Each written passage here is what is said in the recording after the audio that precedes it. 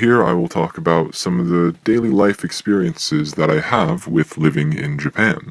I should mention that my job is an English teacher in Japan, and that is something that I really want to share and I want to talk about. So what happened today? Today I taught at Kogyo, which is the technical school. I actually taught Ichiji Kanmei, which is the first period class. So I was up pretty early and, well, not as early as some of my longer commutes. And actually, the commute was pretty nice because it's finally warming up to the point where I can use my bike again. I can use my bicycle. It's not like a Harley Davidson, I'm not that cool. And I get some exercise in on my way to work. So, we had a couple of things that we did in class today where first I was talking about Easter. Usually at the beginning of classes, I give like a bit of a cultural introduction to maybe a holiday that is coming up. So Easter is this Sunday, I believe. Today is March 15th, and I believe this Sunday is Easter. I really don't keep track anymore because it's not really a big thing in Japan. Easter is mostly a Christian religion. It has roots that goes much further back.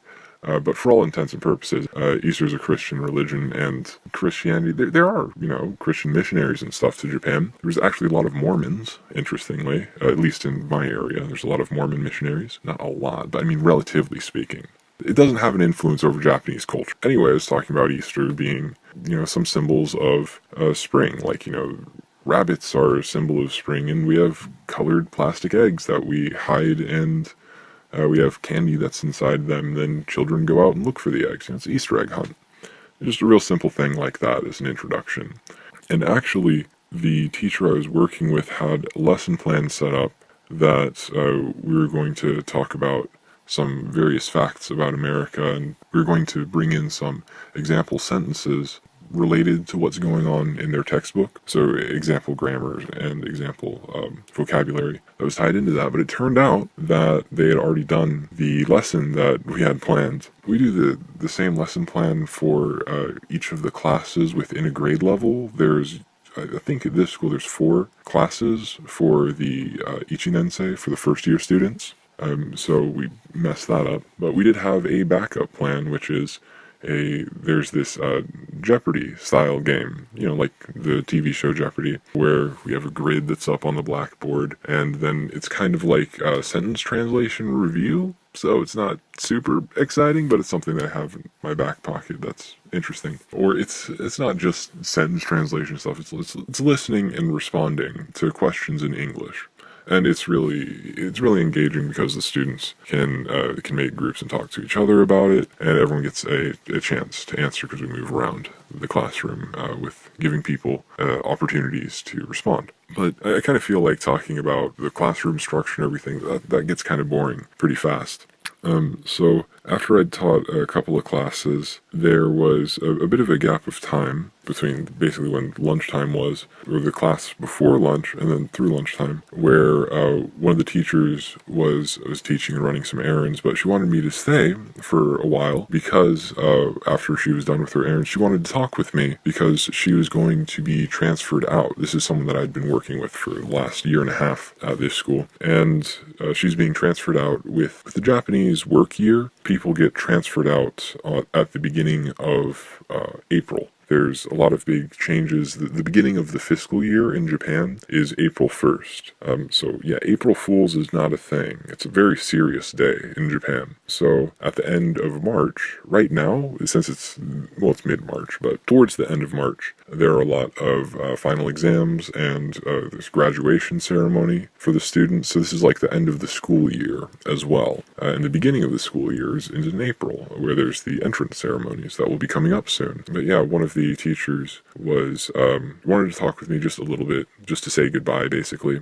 So I was basically waiting for an hour and a half, or a little more than that, where one of the other teachers has a collection of wooden puzzle boxes. I'm sure you know what a puzzle box is. It looks like a normal box that's wooden, but there's some like secret way to open it. and this guy has a collection of these, and he's always, whenever there's the chance, he asks me to try and solve one of them. And I was stuck. I solved one. I figured one out, but then I was stuck on another one for like an hour, and I don't know how I got like lost in the zone trying to pull this thing apart. Not being violent with it, but trying to figure out a puzzle box for an hour. I didn't think that I would really be that involved in it, but that was just an interesting thing. I got lost in a puzzle box for an hour while sitting in the office, and that must have been quite a sight for some of the other teachers that are walking in and out. They're like, what's this buffoon doing trying to pull apart this puzzle box? It's probably entertaining, actually. But anyway, so I said goodbye to one of the teachers that was switching out, and one of the things that she mentioned when we were just talking about, the area itself, and I don't know how we got on the topic because I don't keep track of everything that I say and everything that I hear. But we were talking about there's a Daigaku, a college. Why couldn't I get the word out in English? I remember how we got on the subject of the college. She asked me, the teacher that's leaving, asked me about basically my Japanese ex-girlfriend, because I had a Japanese girlfriend for a couple of months, but she moved to Peru. And basically, the teacher that's going away asked if the Japanese girlfriend was ever coming back, or if there was a time frame for that. And I go, that's something where I just don't keep track of. It was an ended relationship. There's kind of I don't want to say it's an overbearingness. There's a kind of motherliness that some of the older Japanese women that I work with have towards me, because I'll sometimes make a joke here or there that I'm single, and hey, can you recommend a nice young Japanese lady to me? I'll say something silly like that.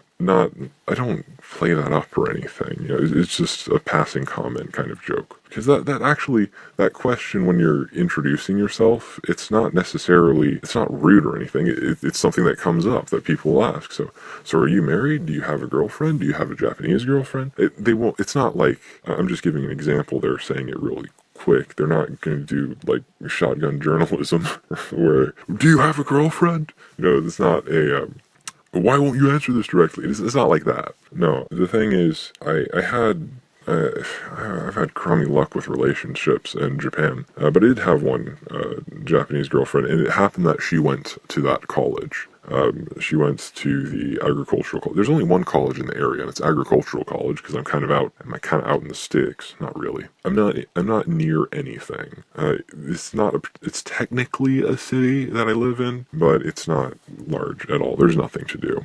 And that's kind of a sad thing, where I was asking, hey, what is there to do? What are some ways to meet people and make connections? Because I speak fairly well Japanese, fairly good Japanese. I speak Japanese fairly well. Yeah, adjectives and adverbs, it's a wonderful thing. They're a wonderful thing. And that's subject-verb agreement. And I have all these things just floating around in my head.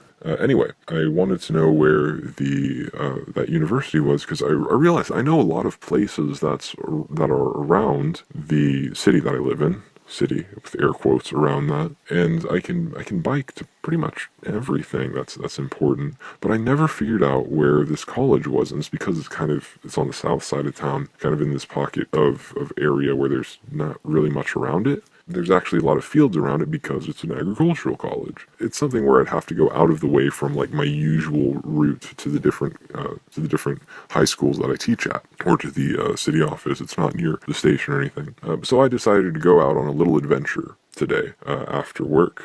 I decided to go and find where the college was at. And before leaving the workplace, I looked up on Google Maps with the help of one of the teachers where the college was at. I found it on Google Maps, and I tried to follow that, but I got put on the wrong side of the college. Basically, I got put on the side that had all these really long fields, and it's still very cold where I live. And with all those fields, there's no way to get like to the main campus thing because everything's snowed over and iced over. And so I took a very long way around, and with very cold wind just battering away at me. It was not pleasant, but at least I had my bicycle and I wasn't walking that whole way. That would have been really difficult. So eventually I did find where the college was, the college campus. The roads are kind of odd because it's kind of like country roads, and I don't know, it doesn't look like things would lead to anything sometimes.